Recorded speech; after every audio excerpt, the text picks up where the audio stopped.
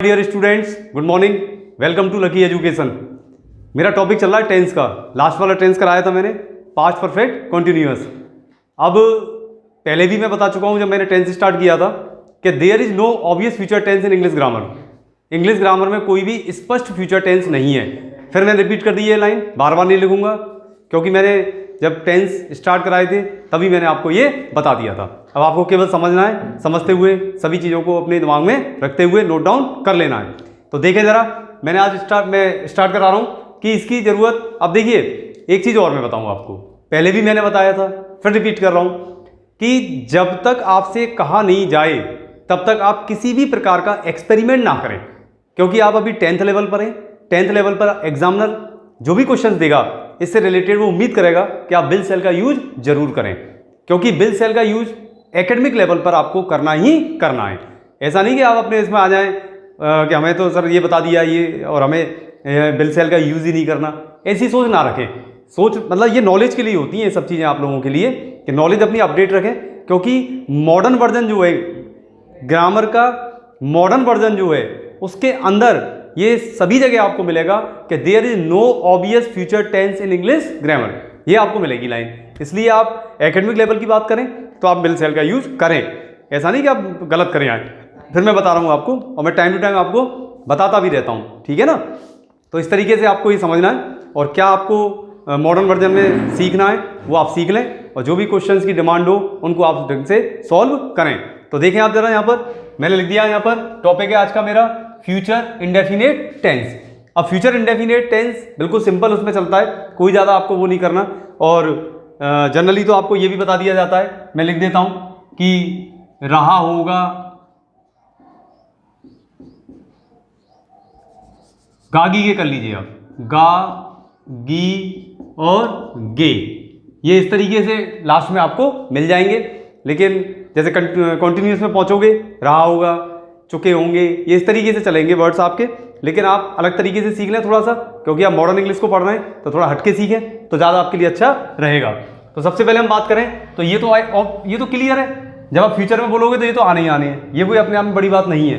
लेकिन जो main concept है वो आप समझें जरा ध्यान से, वो क्या है। देखिए, सबसे पहला नंबर 1 में बता रहा हूँ आपको, रूल नंबर 1 है, वो क्या कहता है कि इस टेंस का प्रयोग ऐसे कार्यों के लिए होता है, ऐसे कार्यों के लिए होता है जो भविष्य में होंगे।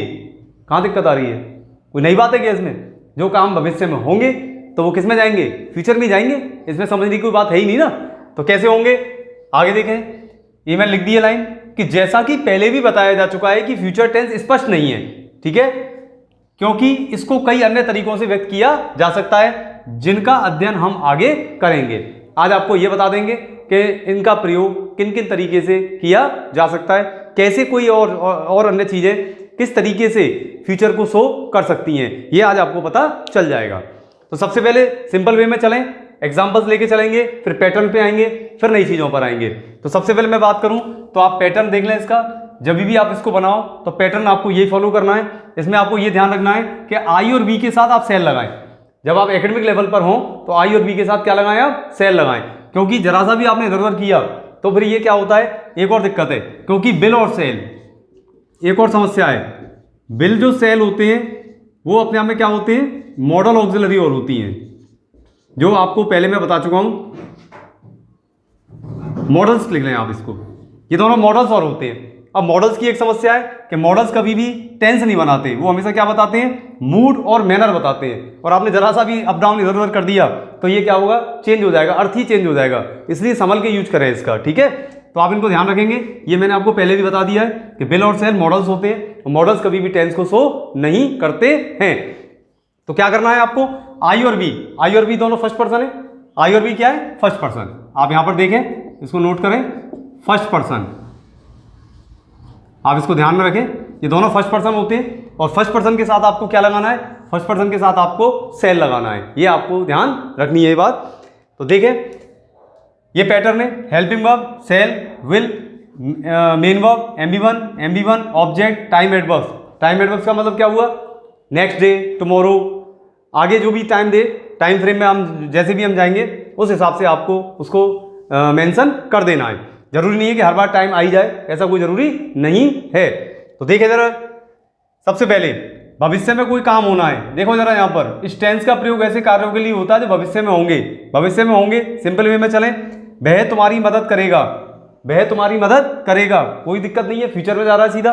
वह कल कॉलेज जाएगा, मेरा भाई अगले वर्ष 25 का हो जाएगा, 25 का मतलब 25 वर्ष, 25 साल का हो जाएगा। तो ये सिंपल वे में चलेगा बिल्कुल, आपको केवल इसको फ्रेम कर देना है इसके अकॉर्डिंग। पैटर्न ये लिखा हुआ है आपके सामने, कोई ऐसी अलग चीज नहीं है, जो अलग होगी उसमें मैं मोस्ट इंपॉर्टेंट लिख दूंगा। सेकंड नंबर पे आए, चर्चा पहले हो चुकी है, देखो फिर दोबारा से हो रही है चर्चा। जब मैंने आपको प्रेजेंट इंडेफिनिट टेंस पढ़ाया था तो मैंने आपसे क्या कहा था, प्रेजेंट इंडेफिनिट टेंस में ये बताया था कि प्रेजेंट इंडेफिनिट में फर्स्ट जो कंडीशन होती है उसमें उसका यूज किया जाता है। तो क्या कैसे यूज किया गया था उसके अंदर, कि यदि तुम मेहनत करोगे तो पास हो जाओगे, ठीक है ना, यदि तुम मेहनत करोगे तो पास हो जाओगे। क्या सिमिलरिटी है, खास बात क्या है, देखें जरा आप। अच्छा एक चीज और, ये जरूरी नहीं है कि हर बार आपको इफ से ही मिले, जरूरी नहीं है, लेकिन आपको कंडीशन नजर जरूर आ जाएगी। ये मत सोचना दिमाग में कि इफ आ जाए, बार बार इफ मिले आपको, आप किसी भी तरीके से कंडीशन को बोल सकते हो, लेकिन वो कंडीशन रियल होनी चाहिए, ओपन होनी चाहिए और फ्यूचर होनी चाहिए। ये उसके अंदर एक शर्त है, तभी वो शर्त वाला वाक्य उससे बनता है। तो शर्त वाला वाक्य क्या कहता है कि यदि प्रिंसिपल क्लॉज, यदि प्रिंसिपल क्लॉज उसके अंदर आ रही है, यदि प्रिंसिपल क्लॉज, और दो होती हैं, एक प्रिंसिपल और एक सबऑर्डिनेट। चलो लिख देते हैं आपके लिए दोबारा से, जिससे एक बार रिमाइंड हो जाएगी आपके लिए। ये मैंने बताया था, ये सेंटेंस था, यदि तुम मेहनत करोगे तो पास हो जाओगे। क्या निकल गया, यही बात यहां पर इंपॉर्टेंट, ट्रांसलेट पहले भी हो चुका है, इसको देखें जरा। If you work hard you will pass. ये मैंने पहले बताया था आपको, क्या चीज निकल के आई कि ये जो सेंटेंस है जब इसको हम ट्रांसलेट करते हैं तो इसकी जो इफ क्लॉज है उसमें मैंने क्या कहा था आपसे, जब प्रेजेंट इंडेफिनिट पढ़ाया था तो मैंने क्या कहा था, इसकी इफ क्लॉज हमेशा किसमें बनेगी, प्रेजेंट इंडेफिनिट में, ये लीजिए। और रिजल्ट क्लॉज किसमें बनेगी, फ्यूचर इंडेफिनिट में।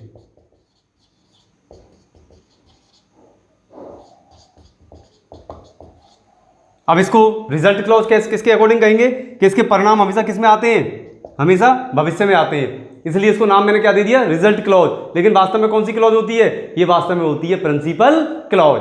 और प्रिंसिपल क्लॉज की क्या पहचान होती है, क्या पहचान होती है, जो अपने अर्थ के लिए किसी पर डिपेंड नहीं होती है। इसको मैं पूरा एक्सप्लेन कर चुका हूं अच्छे तरीके से, आप देखते रहें वीडियोस और इस चीज को समझते चलें। बार बार रिपीट करने से कोई मतलब नहीं रहता है, क्योंकि मैंने इसको पूरा डिस्क्राइब पहले ही मैंने कर दिया है। तो आप देख रहे हैं यहां पर कि if you work hard you will pass, ये प्रेजेंट इंडेफिनिट, ये किसमें आ गया, फ्यूचर इंडेफिनिट। इसका मतलब क्या हुआ, नियम बना आपका, नियम क्या बन के आया निकल के, देखें जरा ध्यान से कि कंडीशनल के यानी कंडीशनल सेंटेंस के, मैंने लिख दिया ना, कंडीशनल के प्रिंसिपल क्लॉज में, नोट कीजिए जरा, ध्यान दें इस बात पर, कंडीशनल के प्रिंसिपल क्लॉज में सिंपल फ्यूचर, ये लीजिए, सिंपल फ्यूचर का प्रयोग किया जाता है। तो यहां पर आप देख रहे हैं, देखिए देखो ये रहा, ये रही ना, कौन कौन सी क्लॉज हो गई है, ये कौन सी हो गई नीचे वाली, ये तो हो गई आपकी सबऑर्डिनेट, ये कौन सी हो गई, principal clause.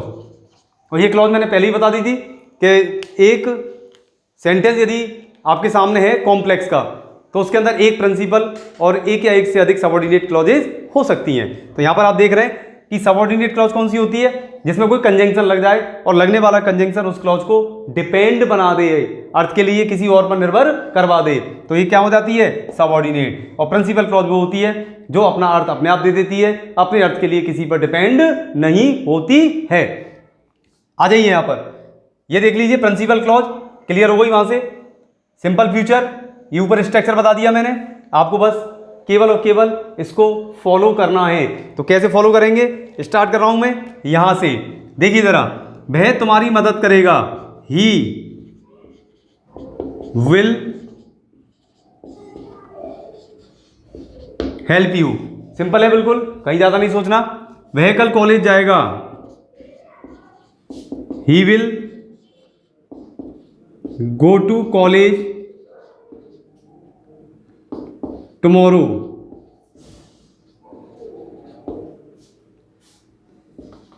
He will go to college tomorrow. मेरा भाई अगले वर्ष 25 का हो जाएगा।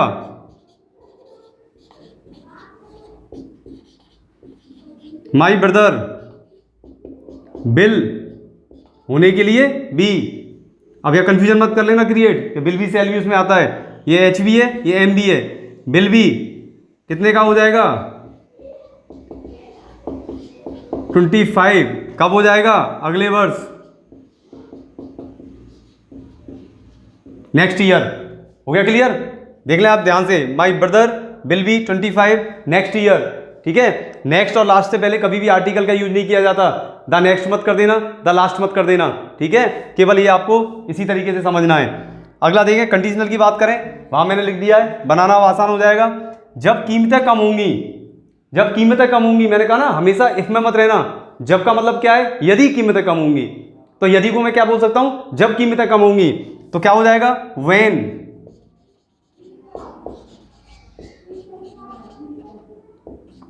The prices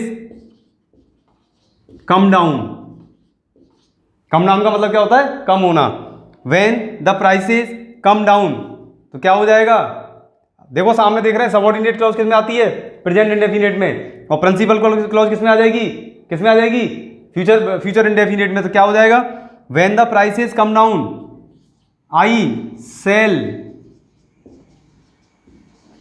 bye a motorcycle. Clear? कोई दिक्कत तो नहीं आ रही? लिख दिया पहले ही मैंने वहां पर, और पहले भी पढ़ा चुका हूं इसको। यदि तुम यहां आओगे, if you come here, if you come here, आगे देखें, तो मैं तुम्हारी मदद कर दूंगा। आई सेल हेल्प यू। कोई दिक्कत? देखते चलें, पूरा मैंने लिख दिया है यहां पर। कौन सा नंबर है? पहला। कौन सा नंबर है? दूसरा।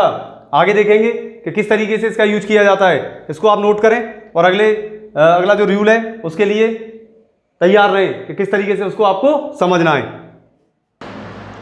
देखिए आगे चलते हैं। नंबर 3, इस पे देखें जरा। नंबर 3 मोस्ट इंपॉर्टेंट, निशान लगा दिया, मोस्ट इंपॉर्टेंट। क्यों? सुने जरा ध्यान से कि फ्यूचर में होने वाले कार्यों को निम्न स्ट्रक्चर के द्वारा व्यक्त किया जाता है। इसका मतलब ये हुआ कि कई अन्य ऐसे मीन्स होते हैं जिससे हम फ्यूचर को शो कर सकते हैं। कौन कौन से तरीके हैं? ध्यान से समझना जरा। ठीक है, सबसे पहले आ जाइए, आई हैव टू पे द फीस। इसका मतलब क्या हुआ? क्या हुआ? हैज आ सकता है, हैव आ सकता है, आगे क्या आ सकता है? टू आ सकता है, प्लस MB1। ये पैटर्न हो गया इसका। आगे समझ में? इसका पैटर्न। इसका अर्थ करेंगे तो क्या हो जाएगा? आई हैव टू पे द फीस, मुझे फीस जमा करनी है, करनी ही करनी है।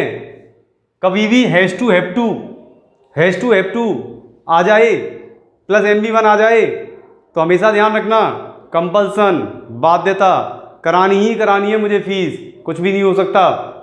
ठीक है ना? जैसे कोविड-19 में बहुत से पेरेंट्स ने ये कह दिया है हम स्कूल की फीस जमा नहीं कराएंगे क्योंकि क्लासेस चली ही नहीं है। और जिसको जमा करानी है तो वो क्या कहेगा? स्कूल वाले क्या कहेंगे उससे? तुम्हें फीस जमा करानी ही पड़ेगी। तो वो स्कूल वाला कैसे बोलेगा? उससे कहेगा पेरेंट्स से यू हैव टू पे द स्कूल फी। वो ये बोलेगा उससे कि जमा करानी ही पड़ेगी। इसका मतलब हो गया कंपल्सन। कंपल्सन का मतलब क्या हो गया? बाध्यता। ठीक है, आगे आ जाए। He has to come in time. He has to come in time, pattern वही है, कोई समस्या नहीं है। इसमें क्या आ गया, हैव, इसमें क्या आ गया, हैज़, पैटर्न सेम है। अर्थ क्या हो जाएगा, he has to come in time, उसे समय पर आना ही है, आना ही है। क्लियर, आगे देखते चलें। C has to do this work at any cost, और आ जाइए, ये लीजिए हैज़ टू, ये लीजिए हैव टू, उसे, उसे अर्थ देखें, किसी भी कीमत पर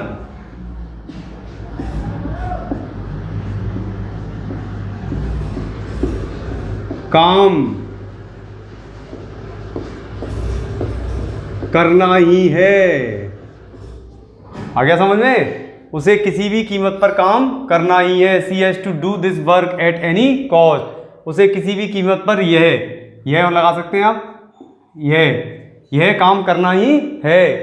आप देख रहे हैं एक फ्रेज आई है इसके अंदर, इसी को बोलते हैं हम फ्रेज।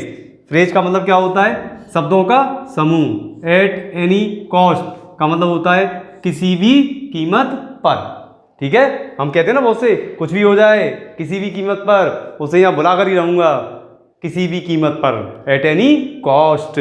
आगे देखिए, he is to come to Patna, most important pattern देखे जरा, ये जा रहा है, किसकी फॉर्म होती है, बी, बी के बाद क्या आ गया, टू प्लस MB1, ठीक है। अर्थ क्या हो जाएगा, he is to come to Patna, वह पटना आने को ही है। आगे हो गया clear. You are to appear at the examination, are किसकी फॉर्म होती है, ये भी बी की, ये भी बी की, किसकी फॉर्म हो गई, बी की फॉर्म होती है। क्लियर, क्या हो जाएगा, you are to appear at the examination, तुम्हें परीक्षा में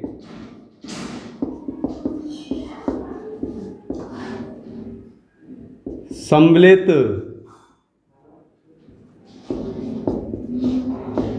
होना ही है। क्लियर, आगे समझ में। The patient is about to die, एक और pattern, B plus about to plus MB1 की जरूरत नहीं है, यही से समझ जाना, अबाउट टू, समझे जरा। The patient is about to die, मरीज मरने को ही है, मरने को ही है, बस मरने ही वाला है, बचने की कोई उम्मीद नहीं है। हो गया क्लियर, समझ आ गया। मरीज बस मरने को ही है, बस जो वक्त जा रहा है वही है, ये कभी मर सकता है।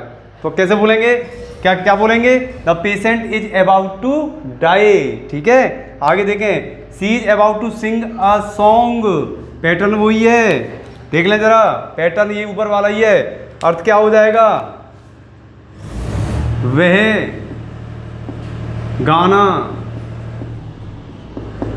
गाने को ही है। बस आपने कहा, अरे बस जस्ट ए मिनट, थोड़ा सा आप रुकिए जरा, बस गाना ये बस गाने वाली है, बस गाने को ही है, बिल्कुल गाने का मतलब बिल्कुल स्टार्ट होने वाला हो, इज अबाउट टू, ठीक है। आगे देखे, I am going to write several books, pattern, H किसकी, एम किसकी फॉर्म हो गई, B plus going plus to, ठीक है। क्या हो जाएगा, I am going to write several books, मैं कई